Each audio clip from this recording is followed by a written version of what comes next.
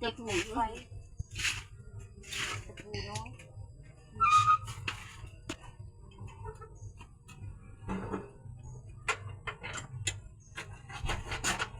ไปทะเลยิงนะบอกกับภาพปิดปากมาให้แม่เอามาโทรศัพท์มันลิ้นยังกระดกกระดกให้เบิ้งอีนี่นะมันคือว่าฟังปวดได้ปะเอามันคักๆก่อนลงมาเอามาโทรศัพท์มันน่ะเด้ยังก็มาสิมาเอานั่นฮะแม่นี่มาเอาจริงมาแม่นี่คุณน่ะลิ้นจนฮ้อนป้าอีข่วงลูกมันนี่ไปซากไว้เอาซากไว้ที่นี่ไหมซากเดียวนี่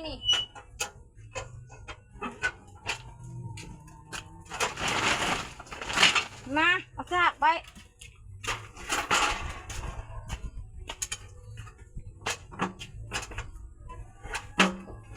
มี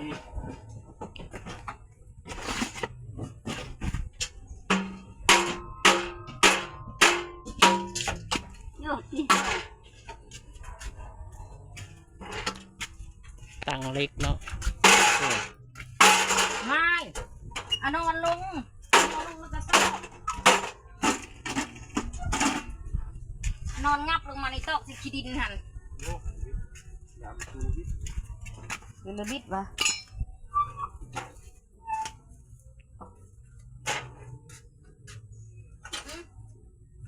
เรือบิดจุ่มลูกแก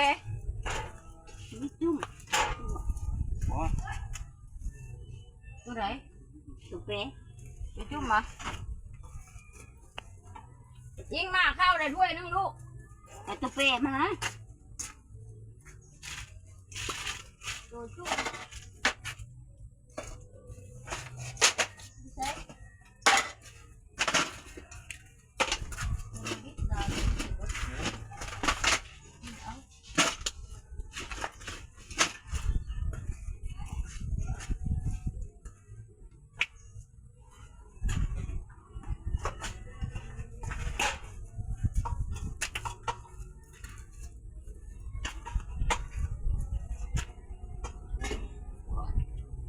แม่บอกนะเอานอนลงโคตรไปทุบลง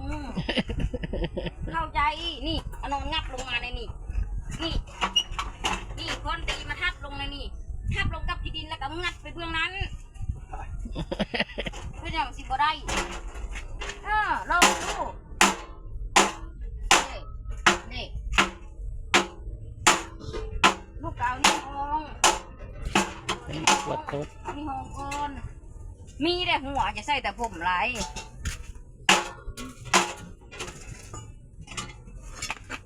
เห็ดอย่างบ่มีหัวก็ใส่หัวไปได้ลูก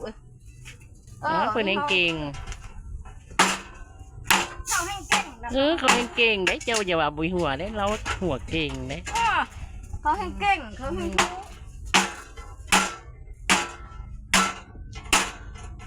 มีหัวอยู่แต่ใส่บ่เป็นคุณน้อยนี่ได้จากโลคุณน้อยสีสั่งลองไปอันนั้นสั่งได้บ่9และ48น้อยขนาดนี่เด็ก50โอ้โห50ยัง4949ขึ้นอีกโลนึงว้าเท่าตุ้ยขึ้นอีกขึ้นมาตุ้ยขึ้นลายใช่ปะต้องมาโลนึงโอ้ฮอนนี่เฮ็ดหั่นว่าฮ้อนเลยแบบตากแดดเด้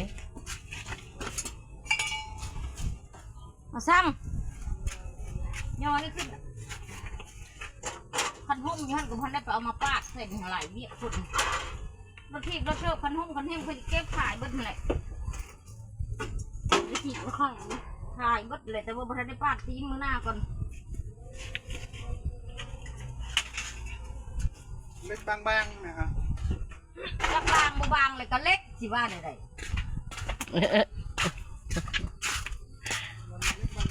เอาออกรถทีบนี่มาอยู่เงินพ่อไก่ใช้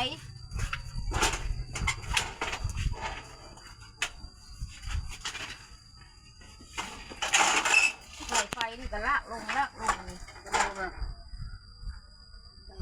เจ้าโลเอาใส่อีกมันฮอด งน้อยนึงดูชาวโล เจ้าลูก เหยียบได้เลยดิไม่ก็ซอดตีน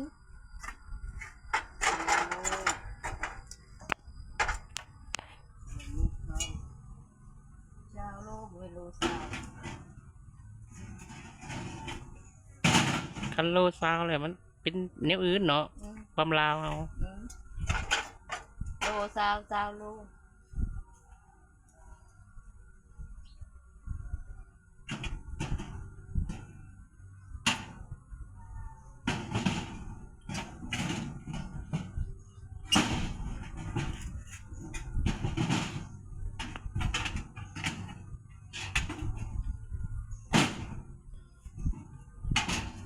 ตั้งอันนี้ตั้งห้านอาหารบ่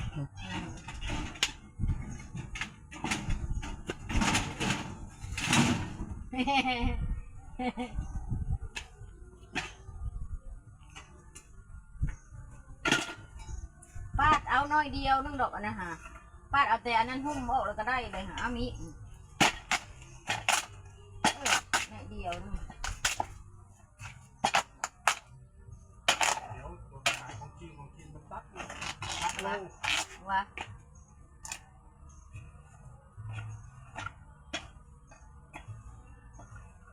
ไอ้คนกินมันตัด ตัดหลายไหมอ่ะ บอก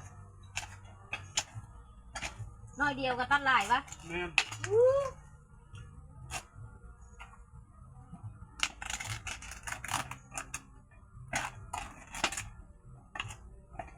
ของกินมันบ่ตัดเลยเนาะเอาไปเนี่ย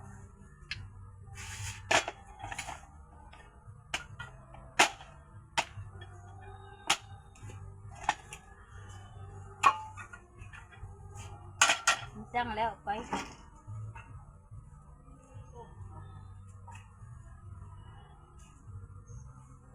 ห่มอยู่พูนกับพันในปาดรถเล็กรถทีบมันกับพันในตัดย่ามันเลยจะตัดเป็นปาดเมื่อวานนี่ปะมื้อเช้านี่ปะเอามาผู้เดียวอู้ยเมื่อยหลายนักเด็กเอาผู้เดียวไอ้เก้ายังมีพ่อซ้อยมีพ่อไปบ่ได้เลย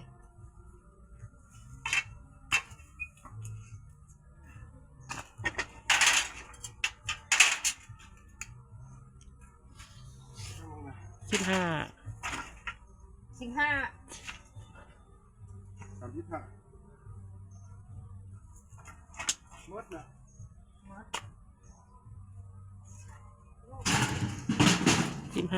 เซอร์วิสตัวหน้าซาวนี่เลย 35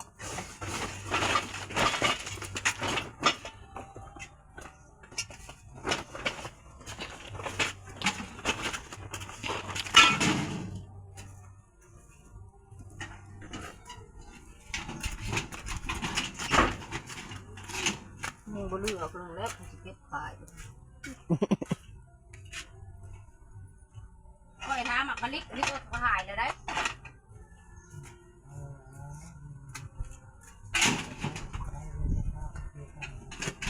บ่ให้เราเฮ็ดแหละ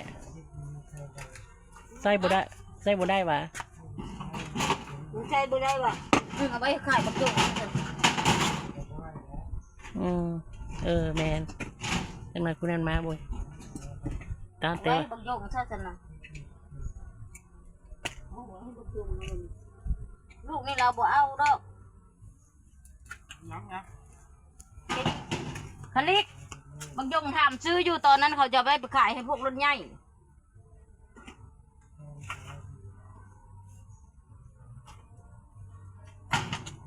เขาไปขายพวกรถใหญ่ได้หลายได้ขนาดมันถามซื้ออยู่ตอนนั้นแม่เพิ่นบ่ขาย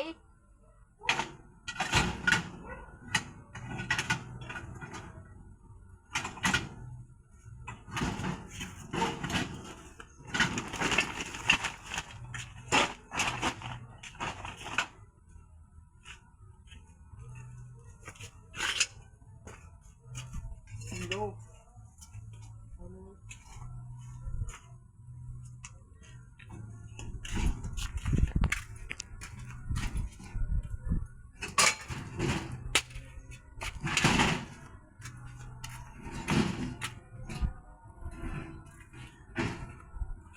เ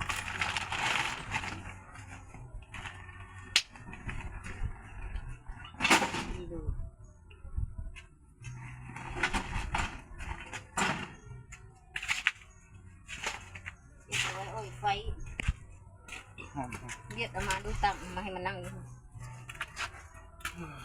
อันนี้นี่ลูกให้เท่าไหร่พวกรถง่ายเขาไปถามชื่อกองเล็กเซตได้นี่ฮะ